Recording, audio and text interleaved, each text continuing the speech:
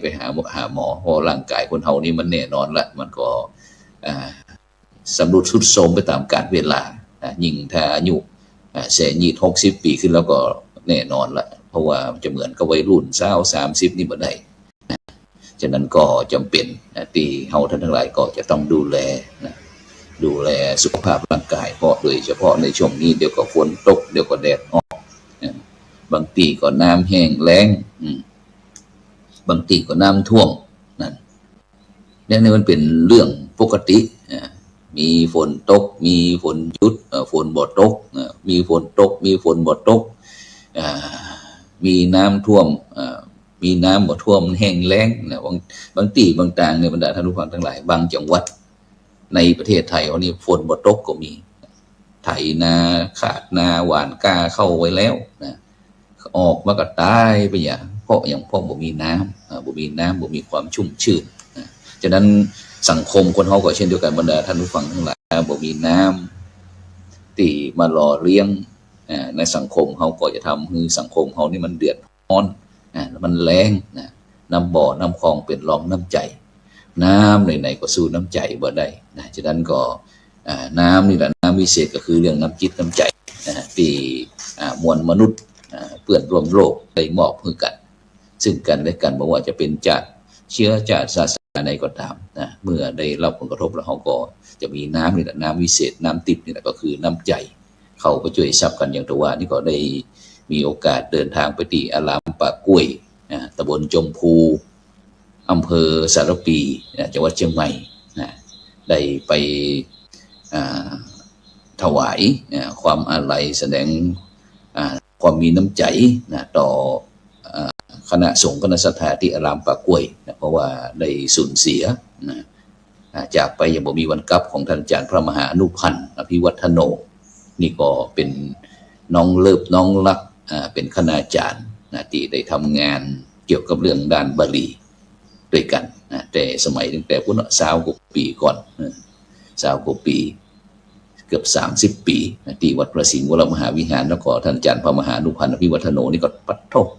งานคณะสงฆ์นี่นะบอกว่าจะเป็นคุมบาลีคุมนักธรรมกิจกรรมเกี่ยวกับเรื่องการเผยแผ่พุทธศาสนาถือว่าสุดยอดแห่งรูปหนึ่งแต่ว่าที่อาจารย์เจ้าคุณพระวิมลญาณมุนีเจ้าคุณวิมลญาณมุนีวิมลเปิ่นได้โทรมาถามว่าอาจารย์มหาอนุพันธ์เสียก็ครับเดี๋ยวนะอาจารย์เจ้าคุณวิมลมุนีก็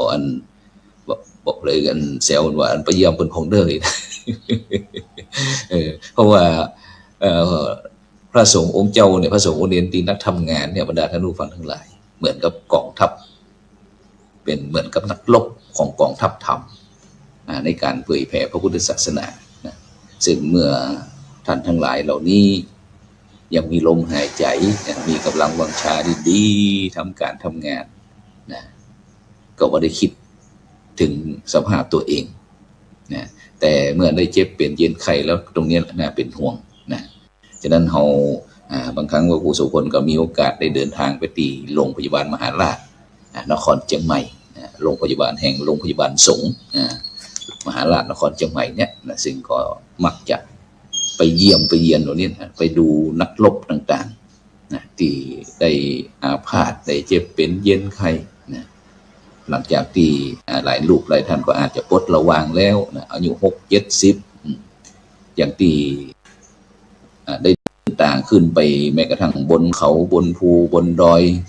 ไปดูพระสงฆ์พัฒนาบอกว่าจะเป็นเรื่องพระสงฆ์พระธรรมจาริกห้องพระบัณฑิตพัฒนาบนพื้นที่สูงประชาชนพื้นที่สูงก็เช่นเดียวกันฉะนั้นเขาก็ไปเยี่ยมเปิ้นครั้งก่อนเขาไปกับมหาวิทยาลัยมหาจุฬาลงกรณราชวิทยาลัยเขตเชียงใหม่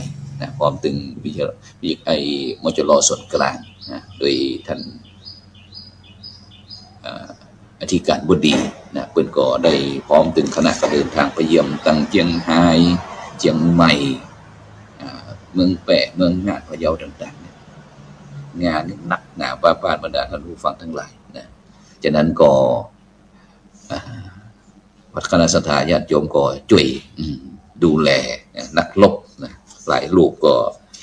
สู้กับโจทย์สู้กับปัญหาต่างๆอาจบางครั้งก็ถึงกับพิกลพิการกับมาก็มีนะฉะนั้นตรงนี้บรรดาท่านผู้ฟังทั้งหลายเป็นสิ่งที่พี่น้องพุทธบริษัทนะบอกว่าจะเป็นตึงคณะสงฆ์คณะศรัทธาต่างๆนะก็จำเป็นนะที่จะต้องกลับมาพินิจพิจารณากันถึงคณะครูบาอาจารย์เขาต่างๆที่ได้สนองงานตั้งคณะสงฆ์ไทยเขาตึงในฐานะที่เป็นกองนักรบกองทัพธรรมนะแต่นักรบต้องมีบาดแผลนักรบต้องมีบาดเจ็บนะอย่างครูโสพลนี่ก็บาดเจ็บเหมือนกัน เพราะว่าหลังจากกันวันนี้ออกรายการแล้วก็ประมาณสัก9 โมงนะ9 โมงนี้ก็วันนี้พระครูถาวรรัตนรังสีนะวัดมงโตนกับพระครูหิรัญสุภัทดาวัดแม่ห้อยเงินนะของงานคณะอนุกรรมการโครงการหมู่บ้านรักษาศีล 5ก็จะมาฮับเดินทางไปที่จังหวัดพิจิตรนะเพราะว่ามีโปรแกรมหรือว่ากำหนดการนะที่ตั้งคณะกรรมการโครงการหมู่บ้านรักษาศีล 5คนเหนือนะโดยการนำของพระเดชคุณหลวงพ่อพระเทพรัตนนายกนะพร้อมถึงพระเดชคุณหลวงพ่อพระเทพสิงหวรอาจารย์ดร.นะท่านอาจารย์เจ้าคุณพระศรีศิลปาจารย์นะพร้อมถึงหลวงพ่อพระราชวชิรคันนีนะเจ้าคณะจังหวัดเชียงรายพระเดชคุณหลวงพ่อพระสุมนศาสนกิจนะเจ้าคณะจังหวัดแม่ฮ่องสอนนะท่านอาจารย์เจ้าคุณพระเมธีวชิรคุณเนี่ยรองเจ้าคณะจังหวัดพะเยาท่านอาจารย์เจ้าคุณพระโกษัยเจติยาลักษณ์ดร.นะรองเจ้าคณะจังหวัดแปร่พร้อมถึงท่านอาจารย์เจ้าคุณพระเมธีวชิรธรรมนะนี่ก็ที่ปรึกษาเจ้าคณะจังหวัดแปร่แล้วก็ท่านอาจารย์เจ้าคุณพระวิมลมุนีนะดร.รองเจ้าคณะจังหวัดเชียงใหม่ท่านอาจารย์เจ้าคุณพระสิทธิวชิรานุกุลรองเจ้าคณะอำเภอเมืองเชียงใหม่ท่านอาจารย์เจ้าคุณพระวิสุทธิวัชราภรณ์นะดร.นะเจ้ารองเจ้าคณะอำเภอแม่ริมนะวัดลัทธิวันพนอนขอนตาลนะพร้อมถึงท่านอาจารย์พระครูพิสิทธิ์ปทุมวัดนะพระครูโสพลปริยัติ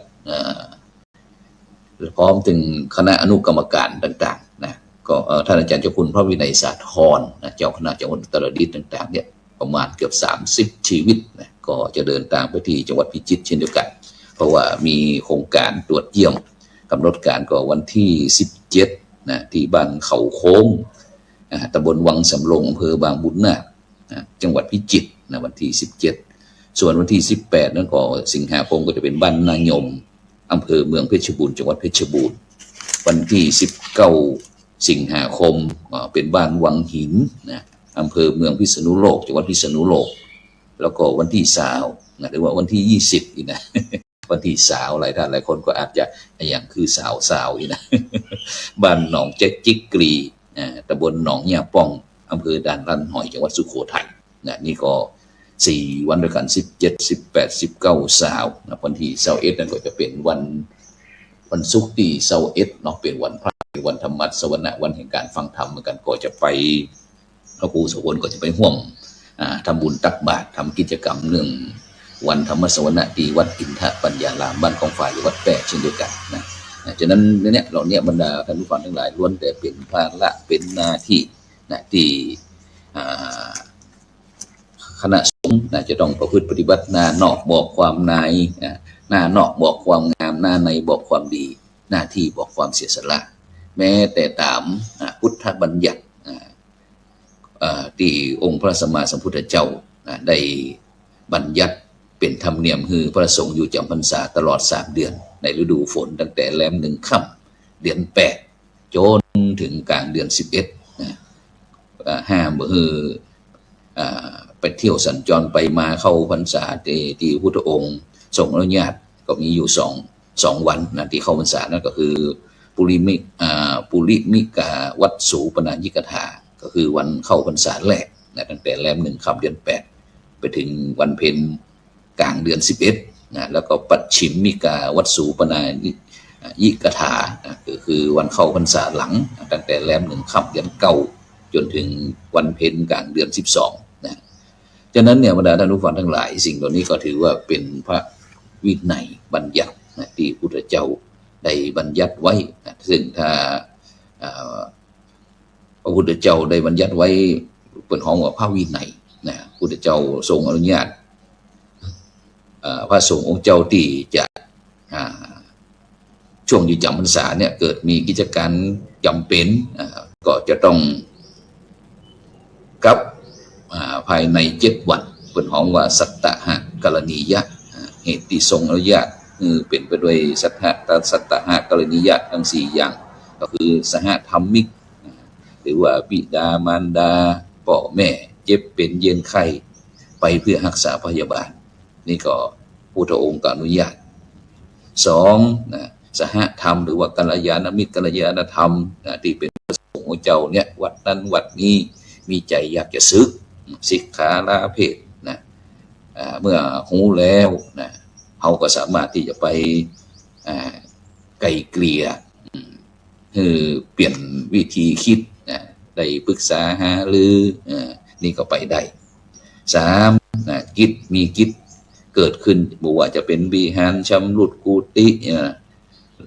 ฝนตกนะฟ้าห้องตอนนี้ไปเพื่อทำให้อยู่ลำบากอยู่บ่ได้ก็จำเป็นที่จะต้องอาจจะไปหา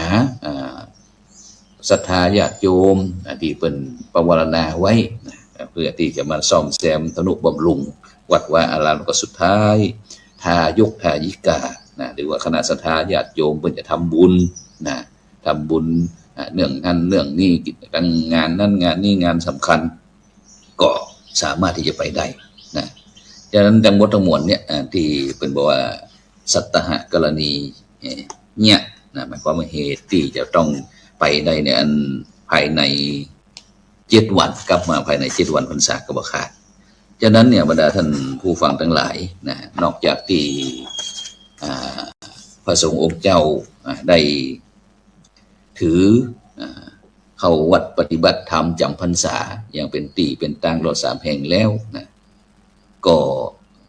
ย่อมมีอานิสงส์ในบนห้องว่าอานิสงส์แห่งการจำพรรษา5 อย่างตลอด1 เดือน ก็คือไปไหนโดยบ่ต้องบอกลาตามสิกขาบทข้อที่6นะที่ก็แต่ก็มีข้อแม้ว่าตามมารยาทก็จะต้องไปไหนก็ต้องบอกอย่างบ่มีคนใกล้ชิดลูกพระลูกเนนศิษยานุศิษย์แต่ที่สำคัญก็คือเจ้าอาวาสหลวงพ่อเจ้าอาวาสรองเจ้าอาวาสพระมหาเถระต่างๆเนี่ยว่าไปไหนก็จะได้บอกกล่าวกันกับนี่เป็นต้นส่วนข้อที่2จาริกโดยไม่ต้องถือไตรจีวรครบสำหรับนั้นก็มีผ้าสบงมีผ้าจีวรมีผ้าสังฆาผ้า3 ผืนนี่นะแล้วก็ฉันคณะโพธิก็คือฉันเป็นหมู่ที่ล้อมวงนั่นนะแล้วก็สามารถที่จะเก็บอันจีวรได้ตามปรารถนาและสุดท้ายก็จีวรที่เกิดขึ้นในที่นั้นก็เป็นลาภสักการะต่างๆก็จะเป็นของเหมือนกับอยู่วัดนี้เวลามีลาภสักการะมีอย่างต่างๆที่เข้ามาเนี่ยก็จะเป็นของพระผู้ที่จำพรรษาเป็นอันดับแรกนะฉะนั้นนี่ก็คืออานิสงส์เรื่องการจำพรรษาฉะนั้นบรรดาท่านผู้ฟังทั้งหลายวันนี้นั่นก็อย่างที่กี้นั้นก็ได้เอาข่าวแม่ครูอันคำป้อเมืองฝางได้มาอู้เรื่องโหยแซ่เพราะว่าในปัจจุบันนี้เขาก็ต้องเข้าใจสักหน่อยว่าในปัจจุบันเรื่องการตั้งโลกเขาเนี่ยจำเป็นที่จะต้องดำเนินชีวิตความเป็นอยู่รอดฟังก็โดยเฉพาะเรื่องเป็นยุควัตถุนิยมเป็นยุคที่จะต้องใช้เงินใช้ทองนะเป็นว่าเงินเนี่ยมันมีระยะอย่างทุกสิ่งทุกอย่างง่ายนะฉะนั้นเนี่ยบรรดาท่านผู้ฟังท่านผู้ชมทั้งหลายก็จำเป็นที่จะต้องเรียนรู้มีความรู้ตั้งโลกเรียนมาเพื่อที่ทำงานหาเงินเลี้ยงชีวิตเมื่อถึงวันสุดท้ายก็บ่มีโอกาสใจมันจบเพียงแค่จากนี้ตัวอันแต่บรรดาท่านผู้ฟังทั้งหลายสิ่งที่จะติดตามของเขาก็คือเรื่องความรู้ทางธรรมความรู้ทางธรรมนี้สามารถติดตามตัวเขาไปทุกภพทุกชาติ เป็นการเรียนรู้ด้านภายในรู้เรื่องกายเรื่องใจเนี่ยคือชีวิตจริงชีวิตแท้ทำให้เราตื่นขึ้นจากการหลงโลกมาน้อมรับเอาพระธรรมส่องแสงสว่างเข้าไปในใจเราเพราะฉะนั้นเนี่ยบรรดาท่านผู้ฟังทั้งหลายการได้เกิดมาเป็นมนุษย์ถือว่าสุดยอดแต่ถ้าเราบ่รู้จักกายใจของตนเองแล้วก็ถือว่าเสียโอกาสครั้งยิ่งใหญ่ที่สุดเพราะฉะนั้นเนี่ยท่านทั้งหลายการรอบรู้การรู้ตัวการรอบรู้ตัวของเขาเนี่ยนักมหาศาลหูมดนะแต่สิ่งที่เราไม่รู้คือไม่รู้จักตัวตนนะแล้วเขาก็จะพบความจริงอันลึกซึ้งที่ว่าในที่สุดชีวิตของเขาท่านทั้งหลายอยู่ว่าตัวนั้นไม่มีอยู่จริงร่างกายก็เป็นเพียงสิ่งที่เขาอาศัยเขายืมของเพิ่นมาใจเป็นชั่วครั้งชั่วคราวถึงเวลาเพิ่นก็เอาคืนนะซึ่งร่างกายคนเราประกอบด้วยธาตุดินน้ำลมไฟธาตุทั้งสี่เนี่ยเอามาประกบกันเอามารวมกันเป็นจื่อพระครูโสพลพ่องมหาชลินพ่องเป็นนายนั่นนายกนายขอนายคอนายงอต่างๆแล้วเนี่ยเป็นแต่สิ่งสมมติทั้งหมดเลยฉะนั้นเนี่ยคนเฮาถ้าฮู้จักปอในความต้องการก็จะทำให้เฮาทั้งหลายเนี่ยมีความโลภน้อยลงน้อยลงน้อยลงนะแล้วก็เฮาก็บ่ได้ไปเบียดเบียนตนเองแล้วก็คนอื่นน้อยลงไปด้วยฉะนั้นเนี่ยบรรดาท่านทั้งหลายผู้ฟังทั้งหลายเฮาควรจะยินดีมีสุขยินดีมีความสุขในสิ่งที่ตนมีอยู่บ่ดิ้นรนแสวงหาในสิ่งที่ยังขาดอยู่จงแสวงหาเท่าที่มีความจำเป็นพอเพียงพอประมาณเพื่อกินเพื่ออยู่เพื่อใจจิตคนเฮาเนี่ยบรรดาท่านผู้ฟังทั้งหลายชอบคิดไปไกลไกลไล่ขอบไล่เขตไล่การควบคุมจิตไล่ขอบไล่เขตไล่ความพอดีพองามคนจำนวนนักหนาป้าป้านนะจึงดิ้นรนทุกวิถีต่างนะเพื่อให้ได้มาในสิ่งที่ตนเองต้องการโดยบ่ได้ประมาณกำลังความรู้ความสามารถของตนเองจึงอยากได้เรื่อยๆเป็นห้องว่าไม่รู้จักพอเนาะได้มาแล้วบ่รู้จักพอบ่มีที่สิ้นสุดเพราะฉะนั้นเนี่ยท่านทั้งหลายสิ่งเหล่านี้เป็นสิ่งที่เอาท่านทั้งหลายจำเป็นที่จะต้องตั้งสติพินิจพิจารณาในการที่จะหยุดการแสวงหาดิ้นรนไขว่คว้า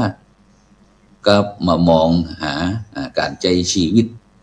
ของเฮาท่านทั้งหลายแบบเรียบง่ายทำแบบธรรมดานะแบบพออยู่พอกินพอดีพอเพียงอย่างเร่งด่วนเฮาต้องเปิ่งป้าอาศัยตัวเองให้ได้เพราะฉะนั้นเนี่ยการทำความเข้าใจถึงความพอใจกับชีวิตที่เป็นอยู่เนี่ยก็จะทำให้เฮามีความสงบสุขสามารถที่จะตั้งรับกับสถานการณ์หรือว่าสภาวะเหตุการณ์ต่างๆที่มันเกิดขึ้นหลายวินาทีหลายนาทีหลายชั่วโมงหลายวันหลายเดือนหลายปีต่างๆได้อย่างมีสติคิดเป็นอยู่ตามอัตภาพโดยมองหันว่าสิ่งต่างๆที่เกิดขึ้นเนี่ยเป็นไปตามปกติเป็นไปตามธรรมดานะมีดีใจมีเสียใจมีสมหวังมีผิดหวังมีสรรเสริญมีนินทามีภพ ก็มีภาคมีจากมีจรเหล่านี้แม้แต่เรื่องการเจ็บเป็นไข้ก็เช่นเดียวกันเป็นปกติเป็นธรรมดานะซึ่งเราเนี่ยมันเป็นความจริงความแท้จริงแท้แน่นอนนะที่ทุกชีวิตจะต้องพบจะต้องเจออย่างที่ได้ตั้งแต่ต้นรายการว่าอันได้สูญเสียพระมหาเถระผู้มีคุณูปการต่อพระพุทธศาสนาของเขาต่อพุทธศาสนิกชนก็คือท่านอาจารย์พระมหาอนุพันธ์อภิวัฒโนอายุของนักบรรดาท่านผู้ฟังทั้งหลาย46 ปีนะอยู่ที่อารามป่ากล้วยนะที่อารามป่ากล้วยตำบลชมพูอำเภอสารปีจังหวัดเชียงใหม่นะเพราะว่าวันก่อนนั้นได้โทรศัพท์ไปถามนะได้ยินข่าวแววๆก็เลยโทรถามไปหาหลวงพ่อ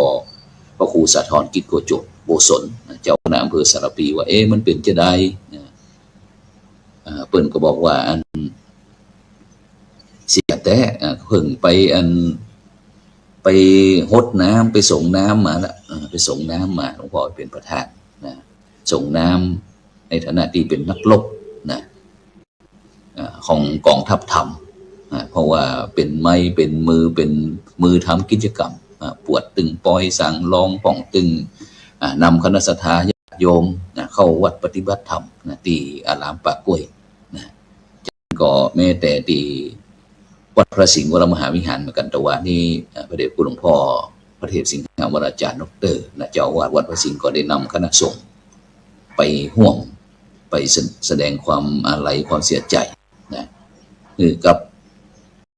อารามป่ากล้วยคณะสงฆ์คณะศรัทธาอารามป่ากล้วยนะเพราะว่าที่พระครูโสพลไปแต่ว่านี่ก็เพราะว่า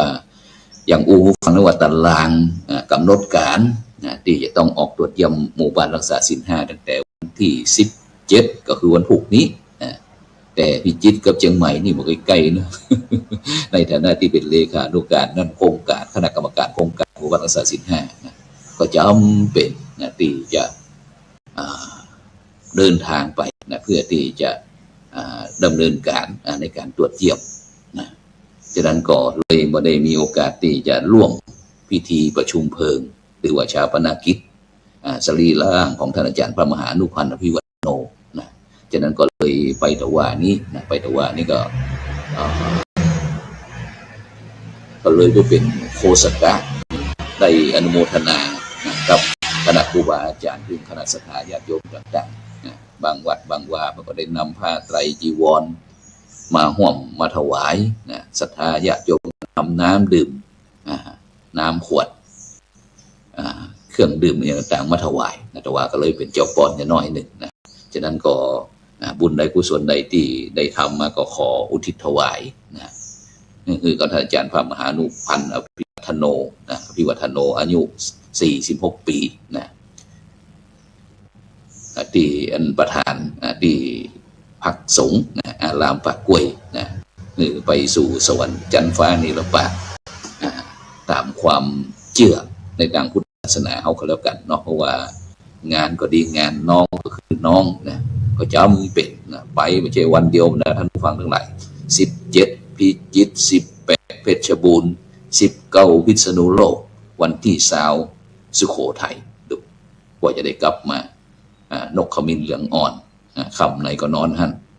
เพื่องานเผยแผ่พระพุทธศาสนาเพื่อความสุขของชนหมู่มากดังนั้นก็ในเจ้านี้ก็ได้นำนานาสาระธรรมะพร้อมตึงข่าวสารการงานที่พระสงฆ์นักพัฒนาต่างจ้องธรรมะเป็นทีมเขาได้ทำร่วมกับคณะสงฆ์นะก็มาจากให้กับบรรดาท่านผู้ฟังได้รับฟังเพื่อที่วันใดที่คณะสัตยาญาติโยมบรรดาท่านผู้ฟังนะเกิดอาการท้อแท้ท้อถอยก็ได้ฟังรายการที่ฟังนะยังเขาว่าเขาตุกแล้วนะก็ยังมีคนที่ตุกกว่าเขาหนักนะคนที่เขามีโอกาสแล้วยังมีผู้ที่บ่มีโอกาสเหมือนเขานักหนามากมายฉะนั้นชีวิตเกิดมาแล้วก็ต้องใจคุ้มค่านะก่อนที่จะส่งคืนคือเพิ่นก็ต้องดูแลรักษาคือดีเพราะว่าเขาดูแลร่างกายดีร่างกายก็จะดูแลเขาคือดีนะฉะนั้นก็จบดีที่บรรดาท่านผู้ฟังท่านผู้ชมได้เกิดมาแล้ว เป็นผู้สูงอายุเป็นป้าอุ้ยแม่อุ้ยโชคดีหลายท่านหลายคนก็ไม่ได้เป็นป้าอุ้ยแม่อุ้ยไม่ได้เป็นคนเฒ่าคนแก่ฉะนั้นจงภาคภูมิใจในสิ่งที่ตนเองทำมาแล้วก็สุดท้ายเขาก็จะส่งคืนของเขาตั้งธาตุสี่ดินน้ำลมไฟอย่างต่างๆเนี่ยคือสู่ธรรมชาติเช่นเดียวกันฉะนั้นก่อนในเจ้าวันนี้ก็เวลาหมดเวลานะบางเจ้าก็อาจจะมาพบเจอกันพ่องนะบางเจ้าถ้าคณะครูบาอาจารย์ติดศาสนากิจต่างๆนะแต่ถ้าบติดศาสนากิจก็เป็นเรื่องปกตินะซึ่งในค่ำคืนนี้ก็จะมีแมลงนี้ก็20:00ก็จะมีรายการเห็นธรรมเห็นเราเห็นธรรมความจริงก็อันจะได้อู้กับฝ่ายดังสุขภาพจิตนะพร้อมถึงหลวงพ่อท่านเจ้าคุณพระราชวชิรศรีมาพรนะว่าจะมาออกรายการในคืนนี้บอกว่าจะไปถึงพิจิตรขี้โมงถ้าบอกนี่ก็น่าจะเป็นมีการปรับเนาะฉะนั้นก็ต้องขอบคุณอนุโมทนากับบรรดาท่านผู้ฟังท่านผู้ชมก็ขอให้ทุกท่านกินข้าวลำน้ำแล้วนะอายุวันโนสุขังพลัง